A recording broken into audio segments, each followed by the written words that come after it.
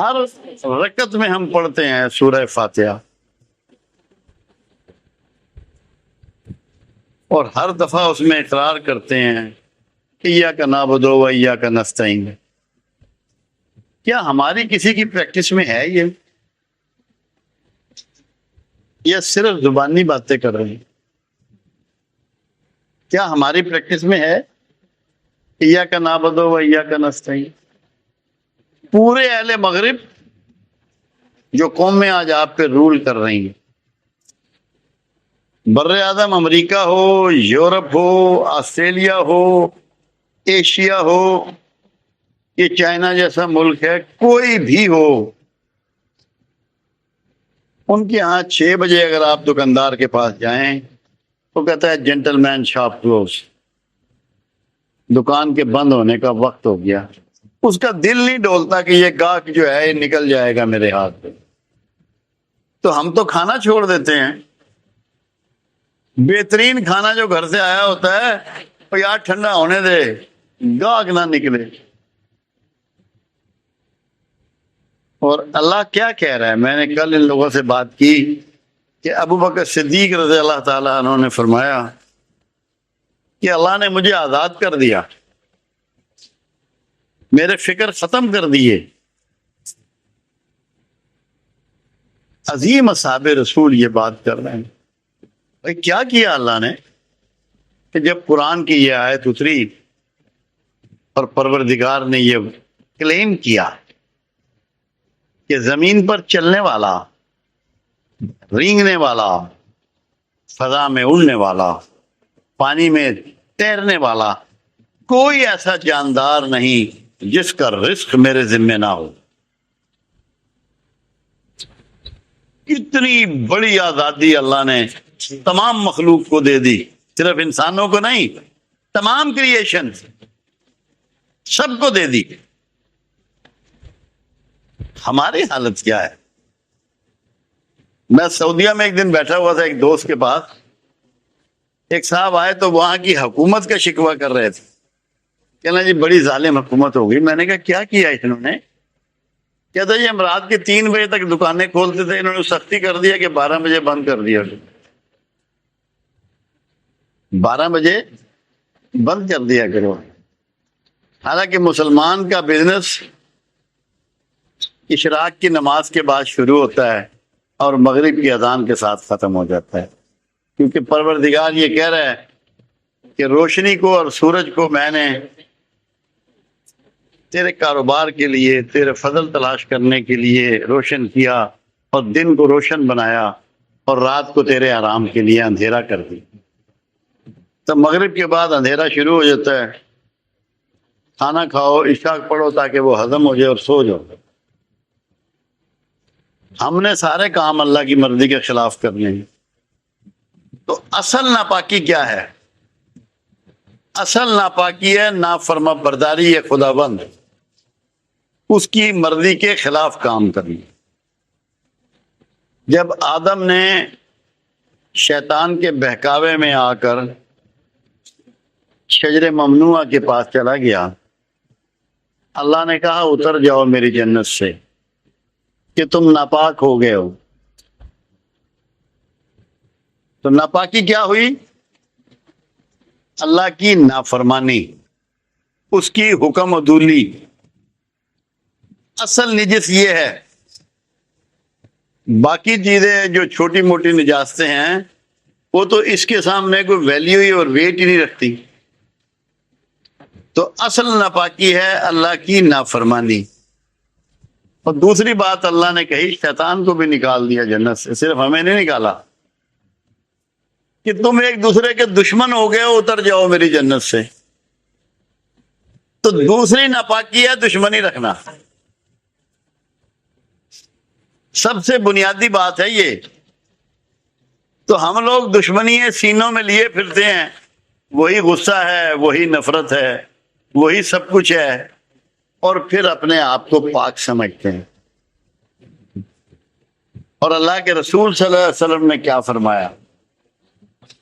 اگر کوئی شخص حج کے لیے جائے اور ان 5 دنوں میں کوئی فحش حرکات نہ کرے ایسے پلٹے گا جیسے ایک دن کا پیدا شدہ معصوم بچہ. تو کس چیز سے معصوم ہو جائے گا؟ حج کا مطلب ہے اس کے اندر جس کے لیے جو غصہ تھا، جو نفرت تھی، جو حسد تھی، وہ سب دھو ڈالے گا، اس سے آزاد ہو جائے گا. معصوم بچے کو نہ کسی سے نفرت ہوتی ہے، نہ کسی سے اس کو حسد ہوتا ہے، نہ اس کے دل میں کسی کے لیے کدورت ہوتی ہے، نہ اس کو غصہ ہوتا ہے. تو یہ وہ ساری چیزیں ہیں جو آپ کو ناپاک کرتی ہیں، اور حج آپ کو پاک کرتا ہے کہ آپ ان چیزوں کو دھو ڈالتا ہے،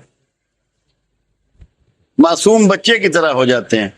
اور اگر آپ حج بھی کر لیں، دسیوں کر لیں. جب میں حج پہ گیا تو جتنے میرے ساتھ تھے وہ سب کے نفلی حج تھے، میرا واحد آدمی کا فرضی حج تھا. 6 سے کم والا ایک بھی نہیں تھا. کم سے کم جس کے حج تھے اس کے 6 تھے، 18 والے بھی تھے، 22 والے بھی تھے. مگر ان کی زندگی میں، ان کے رویے میں ایک رائی کے دانے برابر فرق نہیں تھا. وہ عبادات، وہ پریکٹسز، وہ نمازیں، وہ صدقہ و خیرات، وہ روزے، وہ حج، جو آپ کے رویے کو نہیں بدلتے، وہ آپ کے لیے اللہ کے رویے کو کب بدلیں گے؟ یہ بات ہے غور طلب. آپ کا رویہ نہیں بدل رہے تو آپ کے لیے اللہ کا رویہ بدل جائے گا آپ کی ان نمازوں کی وجہ سے، آپ کے ان روزوں کی وجہ سے. یہ ہمارے پلے بات نہیں پڑ رہی. کیا یہ ممکن ہے کہ میں اللہ کو دھوکہ دے لوں؟ ممکن ہے؟ یہ آپ کے لیے ممکن ہے؟ تو جب یہ ممکن نہیں ہے تو ہم کیوں نہ اپنے آپ کو پاکیزہ کر لیں؟ ساری پاکیزگی اللہ کی فرمانبرداری اور دشمنی ترک کرنے کے علاوہ کی بات اب کر رہا ہوں. وہ تو بنیاد ہے. جو اللہ کا نافرمان ہے وہ نجس ہے، اور کسی مشرک اور کافر کو آج تک دائرہ اسلام میں بغیر نہلائے میرے آقا نے داخل نہیں کیا. کیونکہ مشرک اور کافر ہونے کا مطلب یہ ہے کہ وہ اللہ کا نافرمان ہے، اور اللہ کا نافرمان ہونے سے نجس ہو جاتا ہے. کتنی حسین بات ہے ایک پاکی کے حوالے سے. رسول اللہ صلی اللہ علیہ وسلم تشریف لا رہے ہیں، اور عادت مبارکہ تھی ہمیشہ سلام میں پہل کرنا. تو حضرت ابو ہریرہ رضی اللہ تعالیٰ عنہ سامنے سے آ رہے ہیں، تو آپ ان کو ہرہ فرمایا کرتے تھے. ہریرہ بلی کو کہتے ہیں. وہ بلیوں کی بہت سیوا کرتے تھے مدینے کی، ان کو گوشت کھلاتے تھے، ان کو دودھ پلاتے تھے، اس لیے ابو ہریرہ بلیوں کا باپ ان کو خطاب اللہ کے حبیب نے دیا. تو جب آپ نے سلام میں پہل کی تو اب ابو ہریرہ رضی اللہ تعالیٰ نے وعلیکم السلام کہا، مگر باہر ہاتھ نہیں نکالا. مصافحہ کرنے کے لیے ہاتھ کو باہر نہیں نکالا. اللہ کے حبیب نے فرمایا ہرہ کیا بات ہے، ہاتھ تو نکالو. چپ. پھر فرمایا ہرہ کیا بات ہے، ہاتھ تو نکالو. پھر خاموش. میں کہا بھائی ہاتھ تو نکال یار. تو ہاتھ ملایا. ہاتھ کیوں نہیں نکالتا؟ یا رسول اللہ صلی اللہ علیہ وسلم میں جنب ہوں، جنابت کر کے آئے. آپ نے ہاتھ ملایا، فرمایا ہریرہ مومن کبھی بھی نجس نہیں ہوتا. تو مومن کون ہے؟ جو اللہ کی مانتا ہے. تو جب آپ اللہ کی ماننا شروع کر دیں گے نجاست آپ سے دور ہو جائے گی. تو بنیادی پاکی کیا ہے؟ فرما برداری یہ خدا بند. جسم ناپاک ہے، جنابت کر کے آئے ہیں، ابھی غسل نہیں فرمایا ہریرہ نے، مگر آقا فرما رہے ہیں کہ مومن کبھی نجس نہیں ہوتا. تو اگر ہم مومن بن جائیں تو نجاست رہ جائے گی، ناپاکی ہمارے ساتھ چپٹی رہ جائے گی.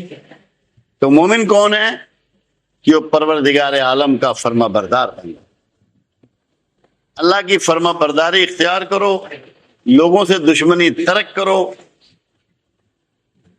اور کسی کا مال ناحق نہ کھاؤ، نہ حکمرانوں کو پہنچاؤ۔ دو روٹ ہیں پاکی کے، تیسرا کوئی روٹ نہیں ہے۔ سب سے بڑی ناپاکی کی جگہ انسان کے خیالات ہیں، نجس خیالات آتے ہیں، اللہ کے خلاف بھی آتے ہیں۔ میرے پاس لوگ آتے ہیں پریشان ہوتے ہیں کہ ہمیں اللہ کے خلاف خیالات آ رہے ہیں، ایسے لوگ بھی آتے ہیں جو سرکار کے خلاف خیالات آتے ہیں، پریشان ہوتے ہیں، وہ کہتے ہیں ہمارا تو ایمان ہی برباد ہو گیا، تباہ ہو گئے۔ ایسے لوگ بھی آتے ہیں۔ تو ناپاکی سب سے زیادہ کہاں وجود پاتی ہے؟ دماغ میں، سوچوں میں، خیالات میں۔ اس کو ہم کیسے قابو کر سکتے ہیں؟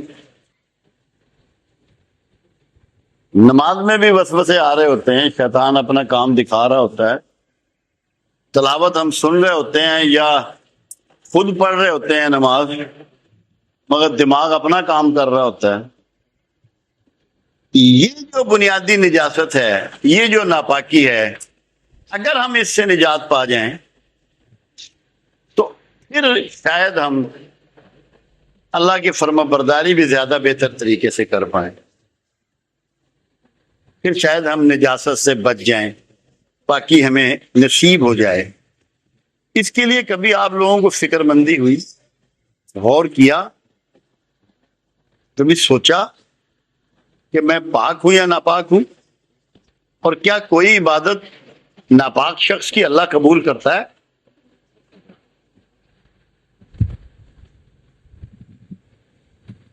عائشہ صدیقہ رضی اللہ تعالیٰ عنہ رسول اللہ صلی اللہ علیہ وسلم کے ہمراہ حج کے لیے تشریف لے گئی۔ اتفاق سے انہی دنوں میں زنانہ بیماری آ پہنچی۔ آپ نے فرمایا تم سارے کام کر لو، حرم کے اندر مت جانا۔ تو جسم ناپاک ہو تو اللہ حرم روک دیتا ہے، اور روح ناپاک ہو تو آپ کو قبول کرے گا۔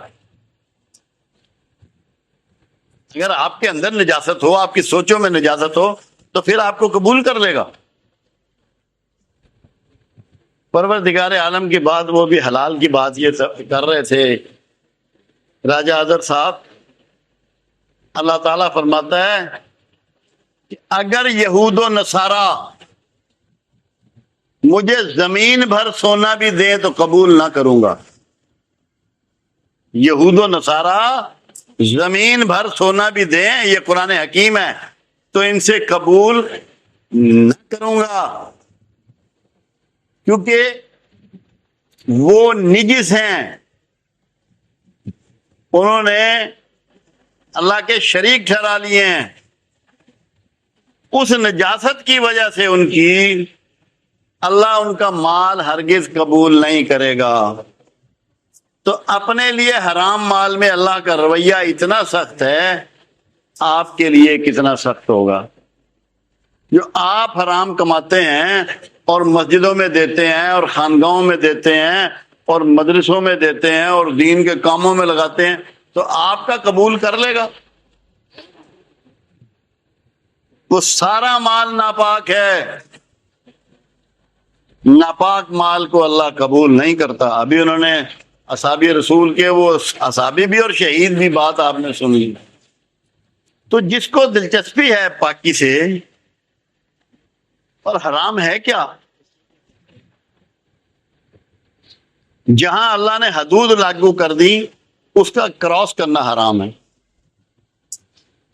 اور کسی دوسرے کی ایکسپلائٹیشن حرام ہے۔ جب آپ کسی انسان کا استحصال کرتے ہیں تو آپ نجاست میں داخل ہو جاتی ہیں۔ وہی ناپاکی ہے اصل میں، کہ ایکسپلائٹ کرتے ہیں کسی کے رائٹس کو، تو آپ بنیادی طور پہ ناپاکی کا ارتکاب کرتے ہیں۔ اپنے مال کو آپ نگاہ میں رکھیں، اپنی آمدن کو نگاہ میں رکھیں۔ لوگ اس کو سمجھتے ہی نہیں۔ گھر بنائیں گے، بندے باہر ہیں، اس کی زمین ہے ساتھ میں، 4 فٹ ہی ڈال لیں گے، 2 فٹ ہی ڈال لیں گے، وہ کیڑا تکدا ہے پیا۔ یہ بھول جاتے ہیں کہ ایک ایسا ہے جو بغیر آنکھوں کے بھی دیکھتا ہے، وہ دیکھ رہا ہے۔